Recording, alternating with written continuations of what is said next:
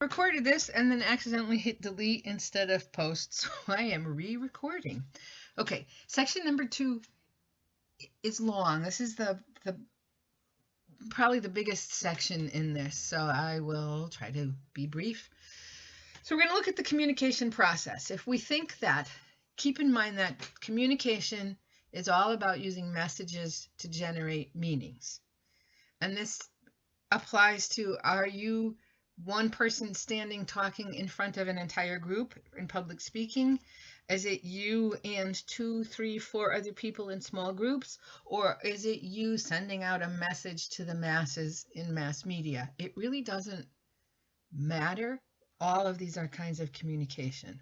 So really briefly, there are two early models of communication. The linear model really applies to TV and radio, but we used to think it applied to people too.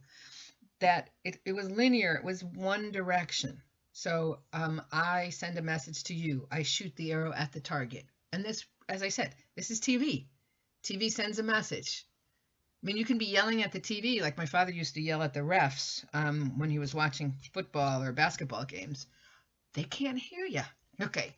Then people said, there's something missing there. So they came up with the idea that communication was more like a tennis game where I would send a message, you would receive the message, and you would send one back. And you would respond, your message could be either with words or with facial expression, some nonverbals. And then people said, there's still missing something. So they came up with the transactional communication model, or as I like to call it, the Stewie Griffin model. If you are a fan of Family Guy, you will notice that this looks an awful lot like Stewie. So, what is going on here? One of the things that we realize is when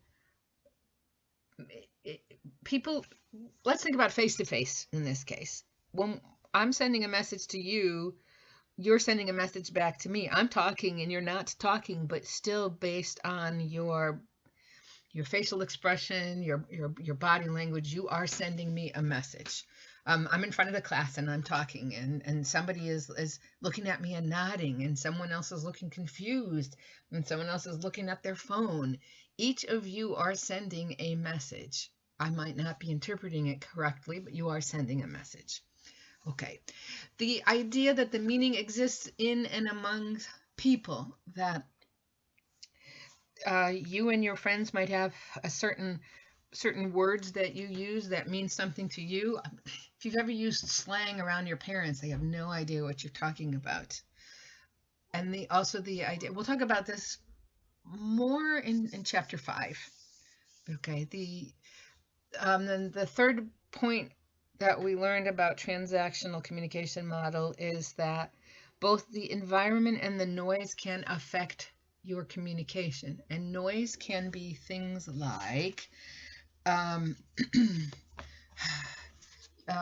trying to talk to someone and a fire truck goes by, so it is hard for you to hear what was being said. So that's external noise.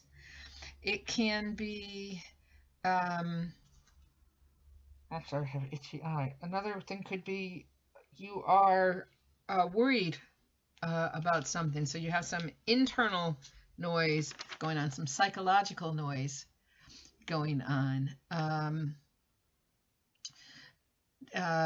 Physical, and then there's physical noise, which could be things like you've got a headache, and so it's hard for you to focus on what's being said. So those are different kinds of noise. And the environment, everyone always thinks about environment as being where you are. Well, that's true. That is part of it. Okay. You are in Grand Central Station back in the day when Grand Central Station was really noisy, and you're trying to you're on the phone with someone who is not there. I mean, there's also noise that is getting in the way. But environment is much larger than that. It has to do with where you grew up, how you were raised, how much education you have. So there's an awful lot that goes into environment. It's pretty much all the things that go into making you who you are. And if you look at this model, here, let me do this. This is all you. And this is all the other person. And there's only possibly this little bit that you share. So there's a lot of room for miscommunication because you say something. Um, you say, well, I went to a big school. Well, what does that mean?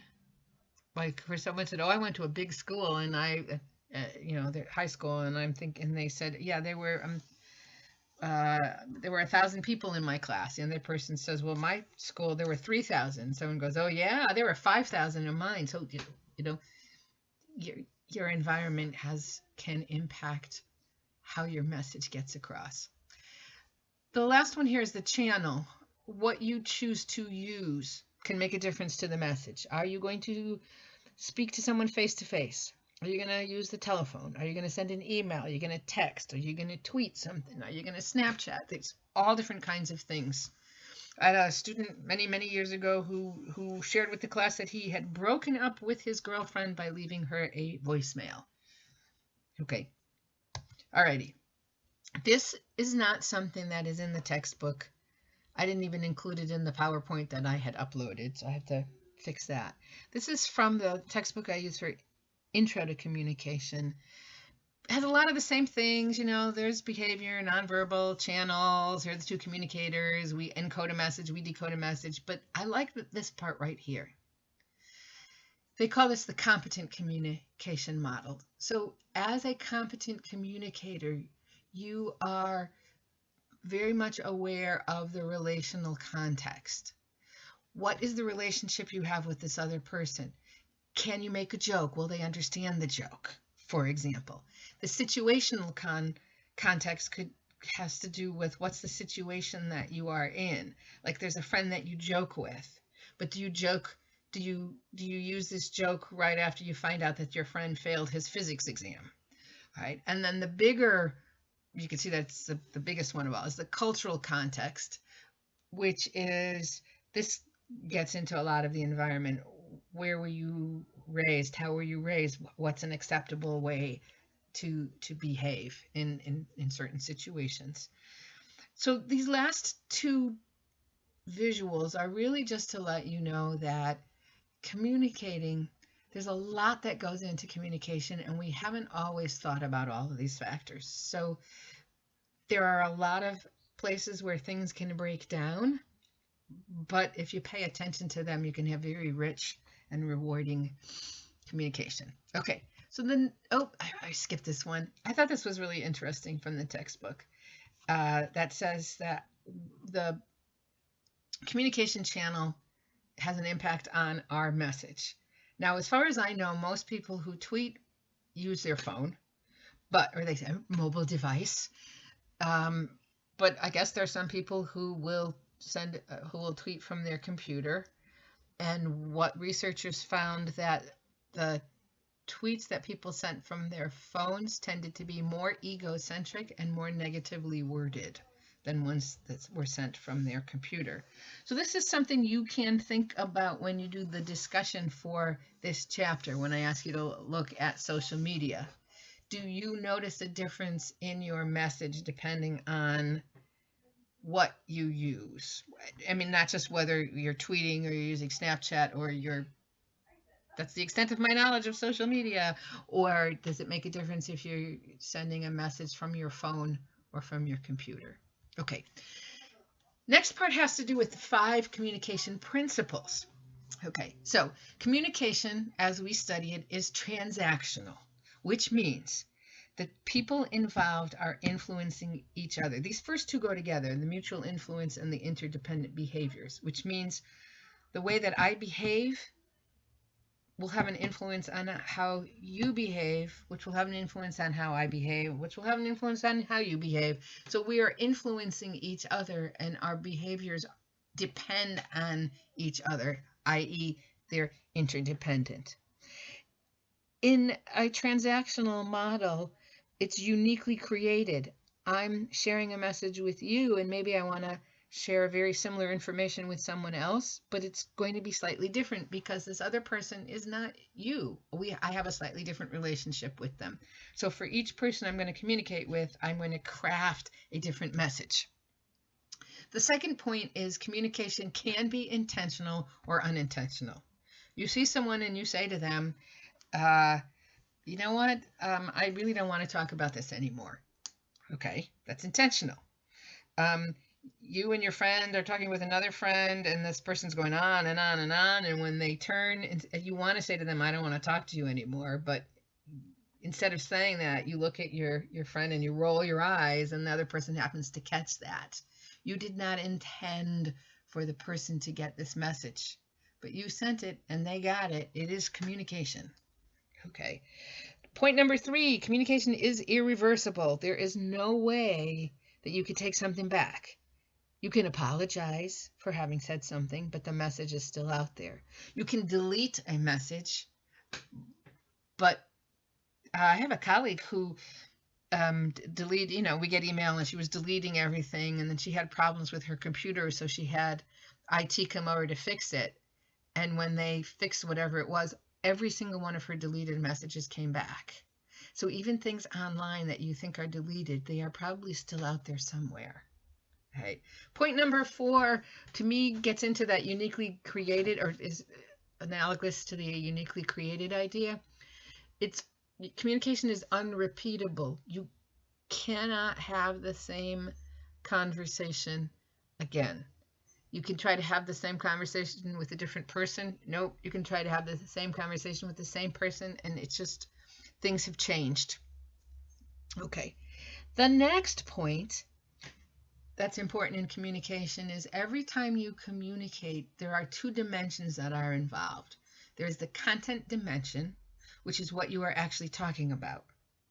Then there is the relational dimension, which lets the receiver of your message and anyone who is the receiver understand how you feel either about the topic or about that person. So I'm teaching class and I start right on time, and 5 minutes late a student comes in and I say, hey, come on in and sit down. Okay, and then 5 minutes after that, a student comes in and I say, hey, come on in and sit down. And 5 minutes after that, a student comes in and I say, hey, come on in and sit down. I've used the exact same words for 3 different students, but those of you who hear it pick up either I liked the first student and I don't especially care for the third student, or I'm just frustrated by how late people are. So that's indicating the relation dimension. There is a video taken from a Ellen show where she's sharing some text messages. Take a look at it and see which principles, there's more than one, which principles are demonstrated in the video. Okay. Getting to the end here, the nature of interpersonal communication. The class is called Interpersonal Communication, but what does it mean? So it used to be that people thought, well, interpersonal means there's only 2 people. That if you've got 3 people, 4 people, 5 people, it can't be interpersonal. Okay. But I and other people argue that's not the case. It really is a continuum. It has less to do with the number of people involved and more to do with the relationship that you have with these people.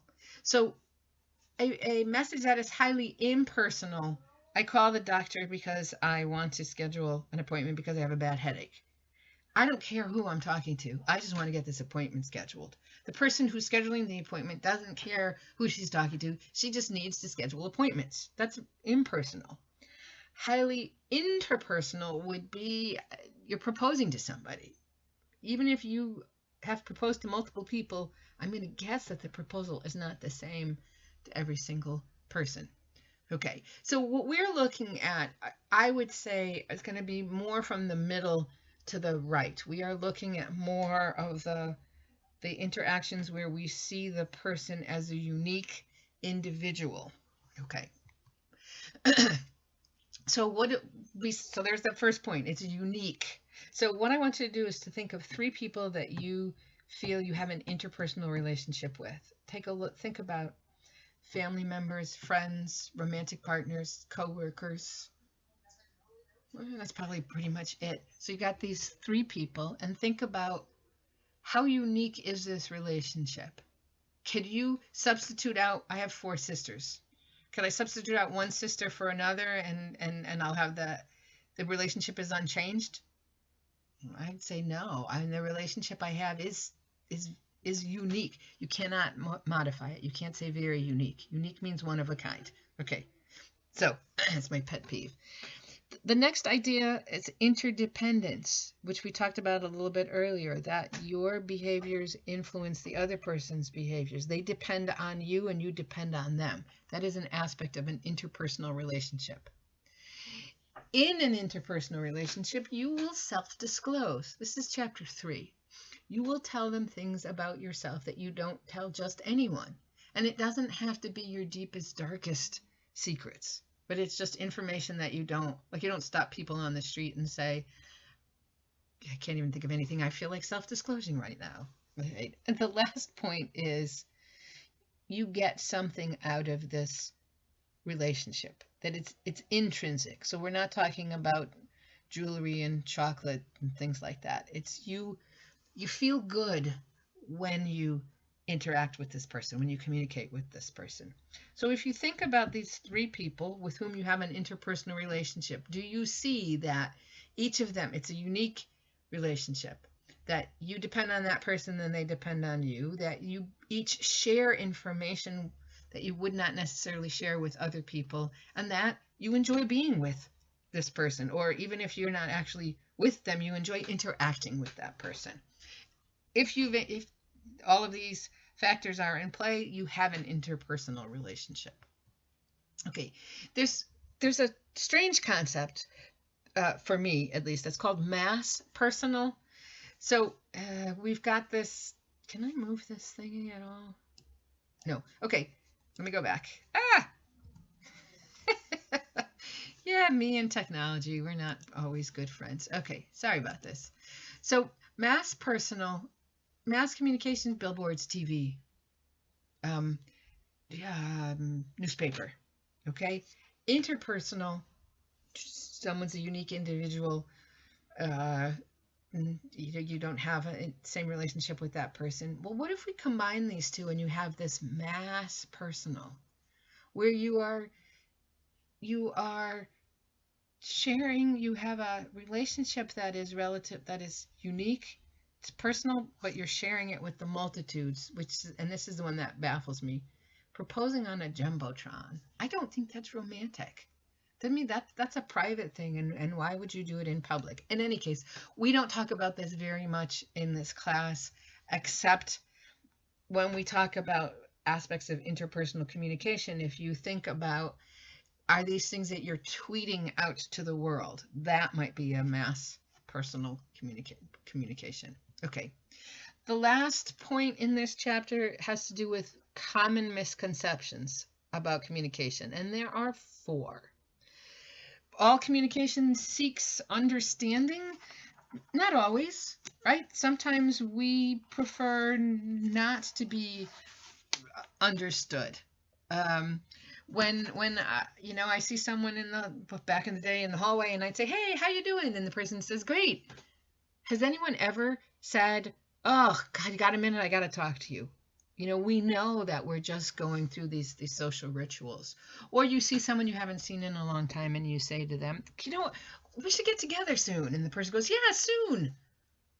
Do you really mean that? Or again, is this kind of a social nicety? All right. Point number 2, more communication is always better. I don't know. Sometimes the more you talk about something, the deeper the hole is that you dig. And I'm not saying that there's, where they say with lying, keep it simple, because I'm not advocating lying. But, it's sometimes, especially if you're frustrated with someone, it's probably better to just stop and walk away politely, because you know that the more you communicate, the worse the situation is going to be. The third one I wish was true. Alas, it is not. Communication will solve all problems. This, sometimes there are, you maybe have a friend or a family member, and let's say you have vastly different political beliefs, and you're going to talk about it, and you're going to talk about it, and you're going to talk about it. Are you going to change their mind? Are they going to change your mind? Um, Probably not. And then the last one, a lot of people believe that you're either born a good communicator or you're not. And I'm here to tell you this is not true. Um, there, there are various skills, different areas within communication that you can improve on, and we are definitely going to work on those this semester. So that, well, these 8 weeks. So by the end of the 8 weeks, I hope that you will see that you can be a more effective communicator. All right. As I said, this was a long section. I'm going to take a break now.